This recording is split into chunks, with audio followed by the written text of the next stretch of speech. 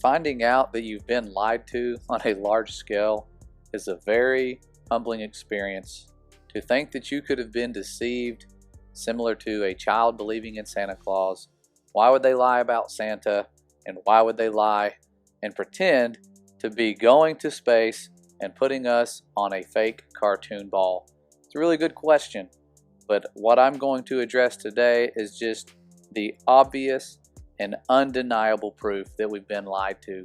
It's been a while since I've put together a compilation of all of the fraud in space, and I'm not going in any particular order, and I will show only the ones that have not been disproven, because there's no way to argue your way out of these guys being deceivers and using tricks to deceive all of us. They don't always get caught, but sometimes like this, where you have Don Pettit pretending to drink coffee out of his homemade container that is spill-proof due to the properties of water and the angles of this cup that he has made. His engineering skills are being shown off, but what happens is the coffee comes out of the container, but not in a natural way. It literally shoots straight through the plastic and turns into a computer animated square, just like it is a computer animation, virtual augmented reality. And that's what he has, and he's showing it off. Luckily, thanks to the Father, sometimes these deceivers get caught, and those who have eyes can see the deception. That is not possible with any other technology than multi-layered virtual reality. They have unlimited resources to pull this stuff off. It's not extremely hard to do. It is difficult, but they have more money than Hollywood. Now, this next one, this one's kind of funny because Mr. Hatfield over here, he's one of their favorite people to put in front of the camera because he's very charismatic. But on this day, when he was showing off his singing skills, the microphone does something special. It literally penetrates his head, his ear, and eventually his throat and his face. And you can't make this up. It's just that multi-layered technology malfunctioning, and the microphone is literally sticking out of his neck, as you can see here. You can't un-CGI your way out of this when you're doing it live. This is live, and so you have someone talking into his ear and telling him, hey buddy, you probably need to pull your head away because there's a mic sticking into your neck. And so that's what he does. In the middle of his song, he's just started this song, he pulls away. And then they cut to the damage control room like they always do, and you have the man over here taking pictures who realizes this. He's probably zoomed way in on the screen, and then he puts his camera down and makes the face of like, oh no, this isn't good. Look at that face. And so he wants to take another picture, but he does the right thing and avoids losing his job and his life. But those are just two little computer animation fails. This next one is one of my all-time favorites. It's our first time seeing the stars from space.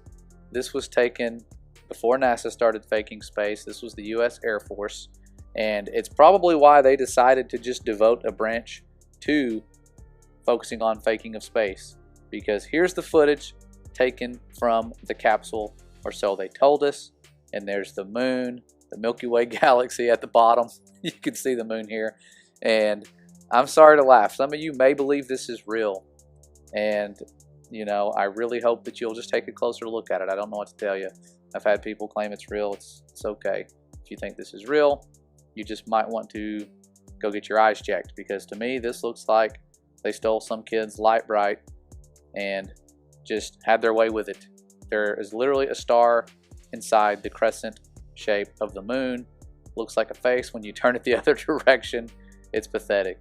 So that was the early days of fake space, and it's probably why on the moon missions they just did not show us any stars, or anytime you see anything like a picture of a planet or Earth, there's never any stars involved, even though we can go outside and take a picture of the moon and have stars in the background. Now, for those of you who don't believe that this is fake, you can read the article yourself. This is from the British Faith, a news organization, and they say that the shot of the starry sky, including the moon, was taken from the capsule. That's their claim. You can look at it again and see if that's what you think. Maybe that's what the firmament really looks like, and that's what they're hiding. But I believe it's deception. Now, flash forward after the Apollo missions. They were doing tons of these missions called the SDS missions, where they were taking that airplane up to space and doing lots of satellite launches and different studies. And it was a lot easier because they could just come back and land at a little runway. And they were doing this all the time, like clockwork. So there's lots of those missions to look at. And with highlight tapes, which is what they showed us, it's a lot easier to pull off some tricks because you're only showing the good stuff that doesn't malfunction. But sometimes someone doesn't get the memo that there is an obvious fail in the picture or in the video. And in this case, the string that is lifting up this satellite that they're pretending to just shoot out into deep space becomes visible for a brief moment. Back in the day, we didn't catch this because we didn't have internet. We couldn't replay it. Now we do. And now it's kind of like, you know, Santa Claus's beard getting pulled off. You have to realize you're being lied to. These people looking out the window, pretending to carry out these missions are actors. They're some of the happiest people on earth. Even though you can put somebody like me in an airplane, and I love to fly, for about 15 hours, I'm no longer happy. These people are in there for, you know, nowadays like a year. And they're just perfectly smiling, happy people. They don't go crazy at all. I would go insane. And floating around is like, oh, that's what makes them happy. But these people, lots of missions, and they are pretty much, to me, discredited because they've been caught lying. If they were lying with one of these launches, chances are the other ones were the same type of situation, maybe a little better carried out to where they didn't malfunction. But then we have more multi-layered fails as we come nearer to the present. And you have these guys here waving goodbye at the end of their perfect live event. Everything went great, looked like they were in space, but then they were exposed when this glitch happens and only the moving objects are seen swirling into oblivion. These guys almost got away with it. And like Mike Helmick said, there's a time coming when we will not be able to tell the difference in these guys faking space, or is it reality? We won't be able to tell. And this is one of those situations where it really looks like they're in a room, but those moving objects tell a different story. And when this happens, you've never seen this happen anywhere but in fake space. This is ridiculous too. All this stuff is ridiculous. Like I said, I'm only showing the obvious fails. For people who think we are crazy and making this up, we're not. Now, this is one that's controversial a little bit because many say this is not bubbles in space, it's something else. But the problem is an object in motion in a vacuum and microgravity would go in the same direction. It would not go in a curved path. And you see lots of times, whatever this is shooting out, the people at NASA had no clue what it was. The astronaut said he couldn't even see it, but these things were shooting out at a rapid rate. If it was water like they thought it might be, that's a need to panic when your environment is 200 miles above Earth and there's no way to get you fresh water. Once you run out, it's gone. And this looks like gallons upon gallons just pouring out. So whether or not it's bubbles or water, it's a big deal. And they don't seem to really care, and they just carry on the mission when this is actually a life or death situation because they have a limited supply of everything. But there you go, you can see it everywhere. Tons and tons of bubbles or water. It's definitely not what Scott Kelly said, the flakes of paint, because of the rough environment of space. The whole spaceship will be gone in a week if that's flakes of paint like he said.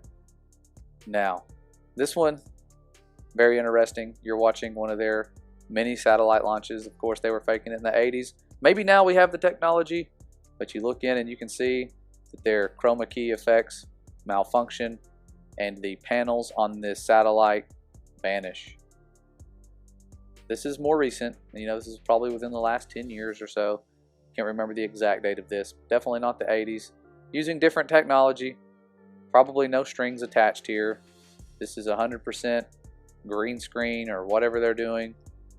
Looks real, but thankfully, like I said earlier, they do get caught and they switch to the damage control room every time. And usually you'll have a guy with a camera walking around taking pictures. And like this guy, sometimes they just don't take pictures. They just walk in, pretend they're taking pictures, walk right back out. So every day is a very big event there. Lots of science going on. Billions of our dollars go in there, and somehow they're able to invest that into t-shirts and all sorts of other business adventures and make money and keep the money and keep the profit. But here is something I came across the other day. This is really recent. This is like from this decade.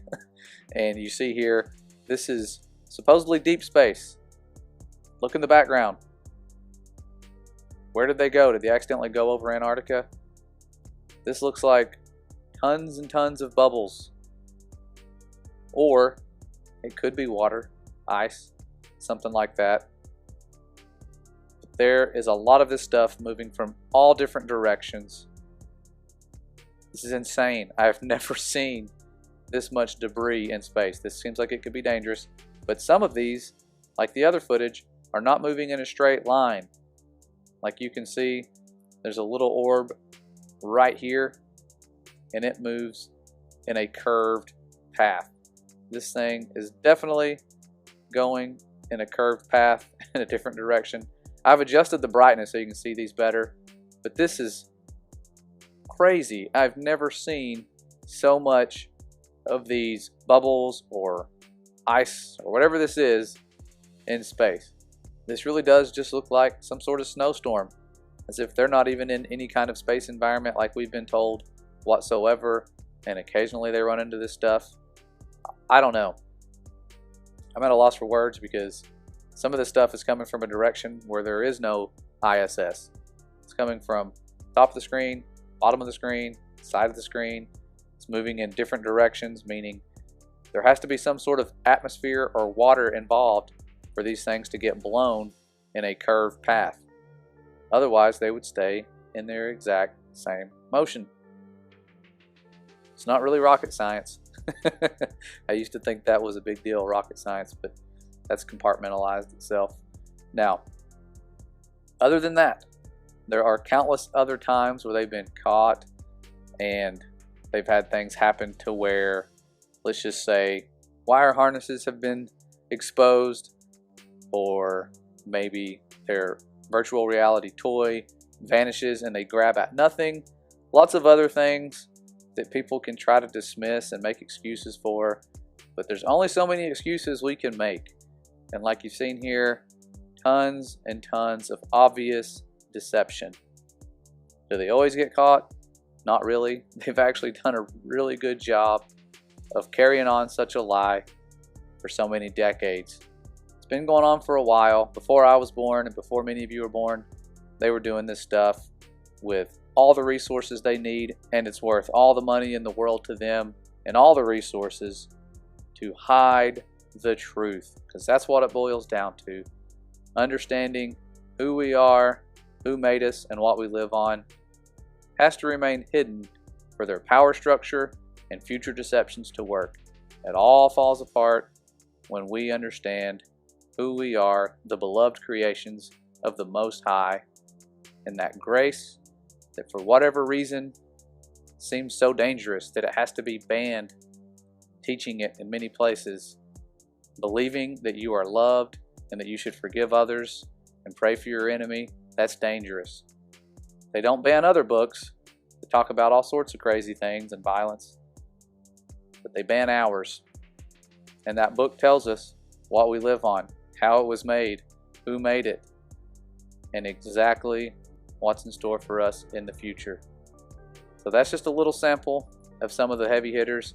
I wanted to put that out there to cover this in detail, some of the major ones for those of you who are trying to wake people up. You're doing a great job. I'm having so many people come to us, even in times of a shadow ban, and say, wow, this is something I've never seen before.